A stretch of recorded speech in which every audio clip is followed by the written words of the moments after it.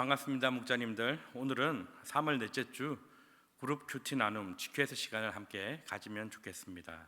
오늘 본문은 누가복음 13장 1절에서 21절까지의 말씀으로 회개, 변화의 시작이라는 제목으로 우리 함께 나눔을 가졌으면 좋겠습니다. 우리의 신앙생활에서 보면 회개는 단순히 잘못을 뉘우치는 것을 뛰어넘어 삶의 방향을 바로 하나님께로 돌리는 근본적인 그 변화의 출발점이 회개라고 말할 수 있습니다. 오늘 본문에서 예수님께서는 두 가지 사건을 통해 회개의 필요성을 강조하고 계십니다. 먼저 본문 1절에서 5절에서는 재앙의 심판의 경고를 통해 사람들에게 남의 죄, 그들의 죄가 아니라 바로 자신의 죄, 나의 죄를 돌아보도록 하십니다. 또한 6절에서 9절에는 열매 맺지 못하는 무화과 나무의 비유를 통해 하나님께서는 심판을 유예하심으로 통해 회개의 기회를 주시는 분임을 보여주고 계십니다. 이후 본문 10절에서 17절에는 안식일에 병든 여인을 고치신 사건을 통해 예수님은 하나님 나라의 핵심이 바로 율법적 규칙이 아니라 사람을 자유롭게 하는 것임을 강조하고 계십니다. 하지만 회당장은 율법의 그 해석에만 몰두함을 통하여 오히려 이를 깨닫지 못하는 것에 대해 예수님으로부터 책망을 받게 됩니다. 예수님께서는 이러한 외식적인 신앙을 지적하시면서 하나님 나라는 작고 미비한 그 시작이라 할지라도 반드시 크다란 변화를 일으킨다는 사실을 겨자씨와 누룩의 비유를 통해 가르쳐주고 계십니다. 우리는 그러므로 오늘 이 나눔을 통해 신앙도 형식적인 율법에 얽매이는 것이 아니라 바로 하나님께서 우리에게 원하시는 것은 진정한 회개를 통해 열매 맺는 삶을 원하신다는 사실을 오늘 이 나눔을 통해 우리 목장 식구들과 함께 나눔을 가졌으면 좋겠습니다. 비록 작은 변화라 할지라도 하나님 나라를 이루는 귀한 시간이 될 수 있도록 이 시간을 통하여 우리 하나님이 부어주시는 은혜를 체험하시기를 간절히 소망해 봅니다. 자, 그렇다면 먼저 첫 번째 단락인 1절에서 9절을 보게 되면 예수님이 목숨을 잃은 이들을 흉보는 사람들을 책망하십니다 라는 내용이 나옵니다. 그러면 첫 번째 단락의 첫 번째 질문입니다. 예수님이 흉보는 사람들을 나무라시며 반복하여 강조하신 말씀은 무엇입니까? 3절과 5절 말씀을 보시면 됩니다. 너희도 만일 회개하지 아니하면 다 이와 같이 망하리라. 몇몇 사람들이 예수님께 와서 빌라도에 의해 희생된 그 갈릴리 사람들에 대해 이야기를 합니다. 그들은 이 사건을 두고 비난의 화살을 빌라도에게 돌리는 것이 아니라 빌라도에게 오히려 죽임을 당한 사람들을 흉보며 그들을 비난하게 됩니다. 빌라도가 그들의 피를 제물에 섞어버렸다는 그 점을 고려해 볼 때 이는 정말로 충격적인 사건이었음에도 불구하고 더 자세한 내용은 성경 본문에 기록되어 있지 않기 때문에 알 수는 없습니다. 하지만 흥미로운 점은 사람들이 권력자인 빌라도를 비난한 것이 아니라 그 빌라도에 의해 희생당한 희생자들을 판단하고 있다는 것입니다. 이는 당시 유대 사회의 일반적인 그 신앙적인 관점 때문에 일어났던 사건으로 볼 수 있습니다. 신명기 율법에 따르면 하나님의 그 율법을 지키는 의로운 자에게는 하나님께서 복을 주시고 그리고 율법을 지키지 않는 악한 자에게는 하나님이 재앙을 내리신다라는 그런 기록되어 있죠. 이러한 내용에 따라 그 유대 사람들은 빌라도에게 희생된 갈릴리 사람들이 오히려 그들의 죄로 말미암아 심판을 받고 재앙을 받은 것이다 라고 여겼던 것입니다. 예수님께서는 재앙의 그 결과가 죄의 결과라는 그들의 생각을 솔직히 완전히 부정하지는 않으셨습니다. 그러나 예수님이 강조하신 이 본문을 통해 강조하신 핵심은 특정한 사람들의 죄를 문제 삼는 것이 아니라 모든 사람들이 회개하지 않으면 오히려 동일한 심판을 받을 수밖에 없다라는 것을 말씀해 주고 계신다는 것이죠. 따라서 예수님은 단순히 희생자들의 그 죄를 논하는 것이 아니라 이를 듣고 있는 모든 사람이 바로 자신을 돌아보고 자신의 죄를 온전히 회개해야 한다는 점을 강조하시기 위해 그들을 책망하셨던 것입니다. 그러면 두 번째 질문을 보겠습니다.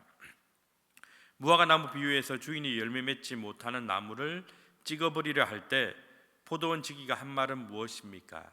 8절 9절 말씀을 보면 됩니다. 주인이여 금년에도 그대로 두소서 내가 두릅하고 그름을 주리니 이후에 만일 열매가 열면 좋거니와 그렇지 않으면 찍어버리소서라고 말씀하십니다. 포도원 주인은 열매를 맺지 못하는 그 나무를 당장 잘라버리려고 합니다. 하지만 포도원 지기는 나무를 위해 한 해 더 기회를 달라라고 포도원 주인에게 하소연합니다. 이 비유는 앞선 1절에서 5절의 그 말씀과 연결해서 이해할 수 있습니다. 열매 맺지 못하는 나무는 아직 회개하지 않은 사람들을 나타냅니다. 그리고 포도원 지기는 바로 예수님을 말씀하고 계시는 거죠. 예수님께서는 사람들이 심판을 받기 전에 회개할 수 있도록 더 많은 기회를 주시기를 원하신다는 겁니다. 또한 이 비유는 회개는 단순인 그 마음의 변화, 후회하는 것만으로 끝마치는 것이 아니라 실제로 변화된 삶을 통해 열매 맺는 삶까지도 직결된다는 점을 오늘 본문을 통해 말씀하고 계신 것이죠. 이와 같이 첫 번째 나눔 그 문단으로 나눔을 가진 이후에 먼저 첫 번째 나눔입니다. 예수님은 열매를 맺지 못하는 무화과 나무와 같은 우리를 위해 하나님께 더 많은 기회를 주시기를 간구하시는 중보자이십니다.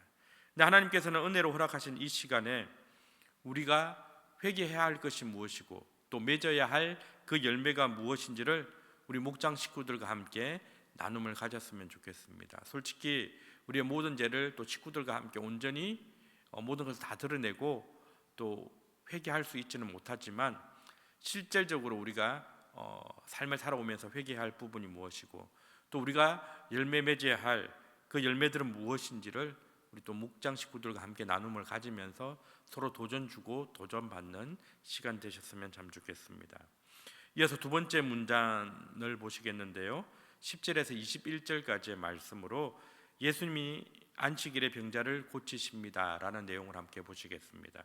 그러면 두 번째 문단의 첫 번째 질문입니다. 회당장은 왜 예수님이 병자를 고치는 것에 화를 냈습니까? 14절 말씀을 보시면 되죠. 병 고치는 일은 안식일이 아닌 다른 날에도 할 수 있다라고 생각했기 때문입니다. 회당장은 예수님의 그 행동은 안식일의 계명을 어기는 것으로 여겼습니다. 따라서 예수님을 판단하고 비난했습니다. 유대교의 그 안식일의 전통에 따르면 생명이 위급한 상황에는 안식일에도 치료가 허용이 되었지만 그렇지 않으면 안식일에 병을 고치는 일뿐만 아니라 어떠한 노동도 해서는 안 된다라고 알고 있었습니다. 따라서 회당장은 귀신 들려 병든 그 여인이 안타깝기는 했지만 당장 목숨에 위태로운 상황이 아니었기 때문에 오히려 예수님께서 굳이 안식일에 그 여인을 고쳐줄 필요가 없었다라고 생각했던 것이죠. 그래서 안식일을 범했다라고 예수님을 비난하고 예수님께 화를 냈던 것입니다. 그러면 두 번째 질문입니다. 예수님은 왜 회당장을 외식하는 자로 여기셨습니까? 15절 말씀입니다. 가축이 안식일에도 물을 먹을 수 있도록 풀어 놓았기 때문입니다. 이것은 무엇을 의미하냐면요, 성경에는 이와 같이 이에 관한 내용들을 자세히 설명하고 있지는 않지만 유대인의 그 율법 해석 전통을 담은 미시나에 따르면 안식일에는 사람이 직접 동물을 돕는 일까지도 금지되어 있었다라고 합니다. 그러나 유대인들은 가축이 굶주리지 않도록 하기 위해 바로 안식일 전날에 외양간 문을 열어두어서 가축들이 스스로 물을 찾아 먹고 먹이를 찾아 먹을 수 있도록 만들어 주었던 것입니다. 이는 엄격한 안식일 규정을 지키면서도 자기 재산을 보호하기 위한 어떻게 보면 편법적이었던 것이죠. 그러나 정작 예수님께서는 하나님의 형상대로 지음받은 한 여인이 그 오랜 병에서 해방되는 일에 그 안식일의 규정을 뛰어넘는 그런 사랑을 베푸셨는데 오히려 그 회당장은 그러한 규정을 내세우며 인색하게 굴었던 것입니다. 예수님께서는 이러한 모순을 지적하시며 자신들의 유익을 위해서는 율법의 그 허점을 활용해 이용하면서 오히려 고통받는 사람들을 돕고 치유하는 그 일에 대해서는 차갑게 반응하는 모습을 보며 회당장을 외식하는 자라고 책망하셨던 것입니다. 그래 마지막 질문이죠. 세 번째 질문입니다. 예수님은 하나님 나라를 무엇에 비유하셨습니까? 19절과 21절 말씀을 보시면 되겠습니다. 바로 새들이 깃들일 만큼 자라는 겨자씨 한 알 같고 또한 가루 서말을 전부 부풀게 하는 누룩 같다라고 비유를 드셨습니다. 오늘 본문을 보게 되면 다양한 이야기가 등장합니다. 근데 이 이야기들은 하나의 흐름 속에서 우리가 파악해 볼 필요가 있습니다. 예수님께서는 회개하지 않으면 멸망할 것이다 라고 1절에서 5절 말씀을 통해 경고하셨고요, 그에 이어서 6절에서 9절 말씀에는 하나님께서 원하시는 회개의 열매를 맺는 것은 정말로 중요하다라고 강조해 주십니다. 그러나 당시 많은 유대인들, 특히 회당장과 같은 종교 지도자들은 그 율법의 정통에 얽매여서 참된 열매를 맺는 삶을 살지 못했음을 지적하고 계십니다. 그리고 예수님께서는 하나님 나라를 겨자씨와 누룩의 비유로 설명하십니다. 겨자씨는 어떤 씨입니까? 가장 작은 씨이지만 자라면 새들이 깃들일 수 있는 큰 나무로 변하게 됩니다. 마찬가지로 하나님 나라는 다른 이들에게 긍휼과 은혜를 베풀며 품을 수 있는, 처음 시작은 미비하지만 이전에는 모든 사람을 품을 수 있는 크나큰 공동체로 성장해 간다는 것입니다. 또한 적은 양의 누룩이 가루 서말 약 54리터를 부풀게 하듯이 하나님 나라는 작은 시작이라 할지라도 결국은 세상을 변화시키는 가장 강력한 영향력을 미치는 그런 나라로 변화된다는 것을 보여주고 계십니다.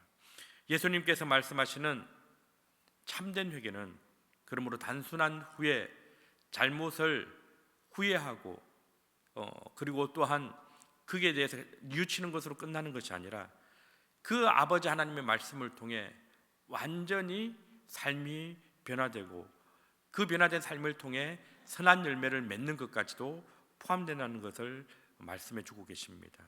이처럼 하나님 나라의 비유를 통해 예수님은 우리 각자가 그 나라를, 하나님 나라를 확장하는 도구로 쓰임 받기를 원하고 계신다는 것입니다. 이를 통해 우리는 다시 곰곰이 생각해 봅니다. 회개함으로 온전히 우리의 삶을 돌이켜 하나님을 향해 집중하고 그리고 말씀을 통해 우리의 삶이 지금은 미약하나 점점 더 강력하게 세상을 변화시키고 이웃을 변화시키는 그러한 하나님 나라의 일원으로 쓰임받는 저와 여러분 되고 결국 그것으로 말미암아 우리 삶을 통해 선한 열매를 맺고 그 열매를 우리만 누리는 것이 아니라 우리의 가족들이, 사랑하는 이웃들이 그리고 많은 사람들이 누릴 수 있게 되기를 간절히 소망해 봅니다. 이를 통해 두 번째 나눔입니다. 두 번째 나눔은 회당장조차 안식일 규정 속에 담긴 그 하나님의 사랑을 깨닫지 못했습니다. 근데 율법은 사람을 얽매어 매는 굴레가 되는 것이 아니라 바로 위험한 길을 안전하게 갈 수 있도록 돕는 길잡이라는 것입니다. 근데 회개는 잘못을 뉘우치고 고치는 것뿐만 아니라 바로 말씀에 대한 오해를 바로 잡는 것 또한 포함되는 것이 회개라는 것이죠.